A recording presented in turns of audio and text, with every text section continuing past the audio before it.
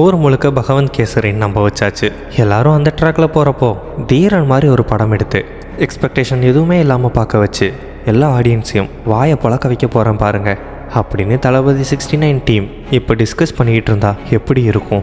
இந்த ஒரு நற்பாசை தான் இப்போ விஜய் ஃபேன்ஸ் கிட்ட அதிகமாக இருக்குது. தமிழ் சினிமாவில் அடுத்து வரப்போறிய மிகப்பெரிய 2 படங்களாக சூப்பர் ஸ்டார் ரஜினிகாந்த் அவர்களுடைய கோலி அப்புறம் ஜெயிலர் 2 இது 2மே இருக்குது. அதே மாதிரி விஜய் அவர்களுக்கு கடைசி படமாக தளபதி 69 இருக்குது. அஜித்குமார் அவர்களுக்கு விடாமுயற்சி, குட் பேட் அகிலி இதெல்லாம் தான் இந்த வருஷத்துக்கான மிகப்பெரிய படங்கள். இதில் இப்போ ஜெயிலர் 2 அதுக்கப்புறம் தளபதி 69 இது 2க்கும் நடுவில் ஒரு முக்கியமான கனெக்ட் ஒன்று இருக்குது. அந்த கனெக்ஷன் யாருன்னா அது நம்ம பாலையா தான்.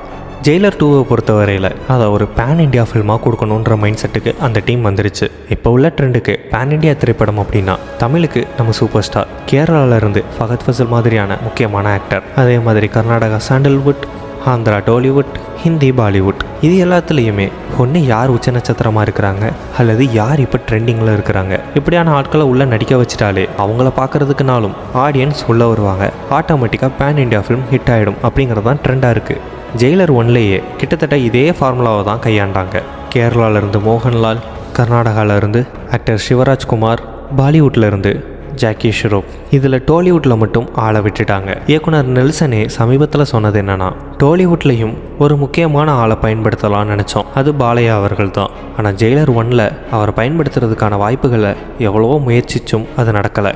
ஆனால் இப்போ ஜெயிலர் 2ல் ஜெயிலர் 1 மாதிரியே நிறைய கேமியா ரோல்ஸ்லாம் உள்ளே இருக்கலாம்னு இதே ஃபார்முலா படி டாலிவுட்டுன்னு வரும்போது கேமியா ரோலில் பாலையா அவர்களை நடிக்க வைக்கிறதுக்கான முயற்சிகள் போய்கிட்டு இருக்கிறதா லேட்டஸ்டான தகவல்களில் வெளியாகியிருக்கு. அதன்படி ஜெயிலர் 2ல் பாலையா அவர்கள் கேமியா ரோல் பண்ணுறது மூலமாக டாலிவுட்டில் ஜெயிலர் 2க்கான வசூல், அதற்கான வரவேற்பு இன்னும் அதிக அளவில் அதிகரிக்கும் அப்படின்னு சொல்லப்படுது. அப்படியே தளபதி 69 பக்கம் வந்தோம் அப்படின்னா இது விஜய் அவர்களுக்கு கடைசி படம். இதற்கு அடுத்தபடியாக விஜய் அவர்கள் முழு நேர அரசியலில் ஈடுபட போகிறதுனால இது முழுக்க அரசியல் சார்ந்த ஒரு படமாக இருக்கும் அப்படிங்கிறது தான் நிறைய பேரோட எதிர்பார்ப்பாக இருந்தது. ஆனால் அந்த எதிர்பார்ப்பு எல்லாத்தையுமே சுக்கான்னு இருக்கிற மாதிரி தளபதி 69 டாலிவுட்டில் பாலையா நடிப்பில் வெளிவந்த பகவந்த் கேசரியோட ரீமேக் தான் அப்படின்னு கேள்விப்பட்டதும் நிறைய பேர் மனசுடைஞ்சு போயிட்டாங்க. இதை கன்ஃபார்ம் பண்ணுறது விதமாக ஆக்டர் VTV கணேஷ் சமீபத்தில் தளபதி விஜய் பகவந்த் கேசரியை 5 டைமுக்கு மேலே பார்த்துருக்கிறாரு, அதை ரீமேக் பண்ண சொல்லி படத்தோட இயக்குனரையும் அணுகியிருக்கிறாரு. ஆனால் அதுக்கு அவர் நோ சொல்லிட்டதா சொல்லியிருக்காங்க.